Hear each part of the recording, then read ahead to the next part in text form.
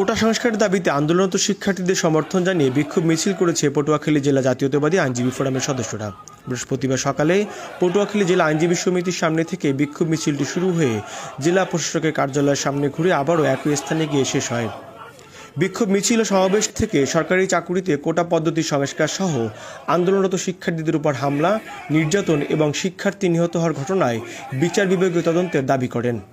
বিক্ষোভ মিছিল শেষে জেলা জাতীয়তাবাদী আইনজীবী ফোরামের সাধারণ সম্পাদক অ্যাডভোকেট শরীফ মোহাম্মদ সালাউদ্দিনের সঞ্চালনায় বক্তব্য রাখেন পটুয়াখালী জেলা আইনজীবী সমিতির সভাপতি অ্যাডভোকেট এটিএম মোজাম্মেল হোসেন তপন, জেলা আইনজীবী সমিতির সাবেক সভাপতি ওয়াহিদ সরোয়ার কালাম, সাবেক সাধারণ সম্পাদক জাকির হোসেন মৃধা, সাবেক সাধারণ সম্পাদক আবুল কালাম আজাদ। বিক্ষোভ মিছিল ও সমাবেশে অর্ধশত আইনজীবীরা উপস্থিত ছিলেন। নিউজ ডেস্ক, খবর পটুয়াখালী।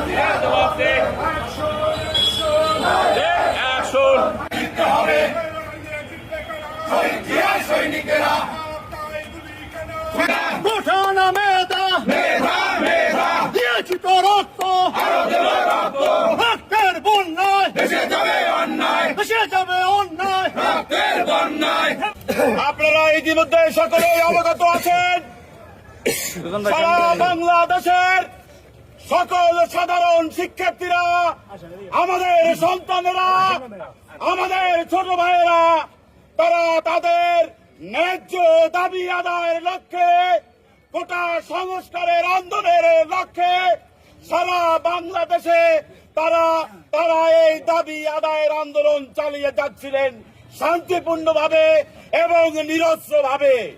প্রিয় বন্ধুগণ, আপনারা দেখেছেন এই শান্তিপূর্ণ আন্দোলনকে নস্যাৎ করার জন্য এবং তাদের এই ন্যায্য দাবি যাতে বাস্তবায়ন করতে না পারে সে কারণে এই বাংলাদেশের ভোটবিহীন স্বৈরাচারী সরকার প্রধান শেখ হাসিনা বিভিন্নভাবে বিভিন্ন কটূক্তি করে রাজাকার উপাধি দিয়ে উস্কানিমূলক ভাবে এই নিরীহ ছাত্রদেরকে, কোমলমতি ছাত্রদেরকে উস্কে দিয়েছে। বন্ধুগণ, আমরা জাতীয়তাবাদী আইনজীবী ফোরাম পটুয়াখালী ইউনিট এবং বাংলাদেশের কেন্দ্রীয় জাতীয়তাবাদী আইনজীবী ফোরাম এবং আমাদের জাতীয়তাবাদী আইনজীবী একতা ঘোষণা করছে। তার পরিপ্রেক্ষিতে আজকে পটুয়াখালী জেলায় আমাদের এই বিক্ষোভ মিছিল। আপনারা জানেন ইতিহাস খুবই নির্মম, আপনারা ইতিহাস থেকে শিক্ষা গ্রহণ করেন না।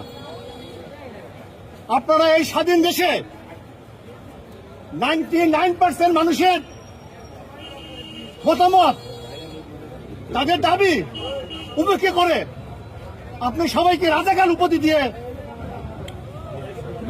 নির্বিচারে তাদেরকে দমন করার জন্য আপনি সেই টোকায় পিটোয়া ছাত্রলীগকে লেলিয়ে দিয়েছেন। আপনারা জানেন এদেশের সাধারণ ছাত্র সমাজ সেই ঢাকা ভার্সিটিতে এদেশের বাংলাদেশের ইতিহাস রচনা হয়েছে 52, 71, 90। আপনারা ইতিহাস থেকে শিক্ষা নেন না। আজকে আপনার মতো ওই পোস্ট থেকে এটা আপনার জন্য সম্ভব, যেহেতু আপনি অনির্বাচিত একজন দেশের প্রধানমন্ত্রী, অবৈধ সরকার। আপনার কাছে কোনো ব্যাপার না, আপনার কাছে লাশ পড়া কোনো ব্যাপার না। আপনি সামান্য একটা ব্যাপারের যে দেশের 99% সাধারণ ছাত্র মানুষের দাবি যে আপনার সাথে আলোচনা করতে আপনি অনীহা প্রকাশ করেন, একটা বসে আলোচনা করেন, এটা কোনো এমন কোনো ব্যাপার না। আপনার কথায় আজকে লাশ পড়ে গেছে। আপনি জানেন যে বাংলাদেশের প্রতিটি জায়গা উত্তপ্ত।